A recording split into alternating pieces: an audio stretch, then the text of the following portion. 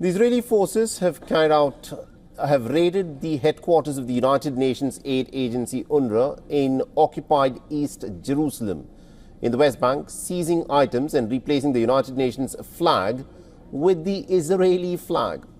And this move has now drawn some strong condemnation from the United Nations and others, while UNRWA chief Philippe Lazzarini has called it the unlawful seizure of the agency's property by the Israelis. Now, the Israeli police, accompanied by municipal officials, entered into the compound that is used by the United Nations Relief and Works Agency for the Palestinian refugees. And according to the agency, police motorcycles and also trucks and forklifts were brought into the premises by the Israelis. All communications were cut. Furniture, IT equipment and other property was all seized. And the United Nations flag was pulled down forcibly. And instead, an Israeli flag was set up on what is effectively United Nations property. Listen. In reaction to this event, I can tell you that the Secretary General strongly condemns the unauthorized entry into the United Nations Sheikh Jarrah compound held by UNRWA, located in occupied East Jerusalem by Israeli authorities. Recently confirmed by the International Court of Justice, any executive, administrative, judicial, or legislative action against United Nations property and assets is prohibited by the Convention on Privileges and Immunities of the United Nations.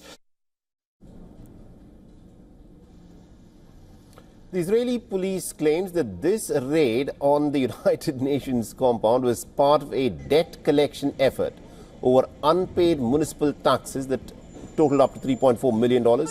However, UNRWA and the United Nations reject this claim, citing the 1946 Convention on the Privileges and the Immunities of the United Nations, which exempts the United Nations and its assets from taxation by host nations. According to Israel, UNRWA owned about $3.5 million in unpaid tax and interest. Is that theory accepted by the UN? No. It is not applicable under the general conventions that cover the relationship between the United Nations and member states. So which means this is actually a violation of international law? That would be a correct interpretation by you. The reports are also emerging of the escalating violence in the West Bank, with the Israeli forces having killed 2 Palestinians. The Palestinian Health Ministry has confirmed that one of the deaths, and tensions remain really high in the region.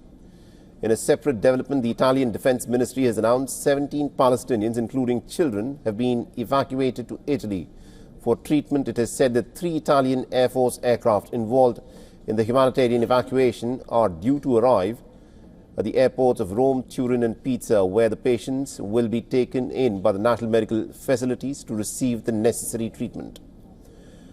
The 2 Palestinian children injured in the Gaza war who received some medical treatment in the United Kingdom recently visited 10 Downing Street, and reports indicate that nearly about 300 young people from Gaza are expected to receive treatment in Britain under this scheme, with approximately 50 having arrived so far.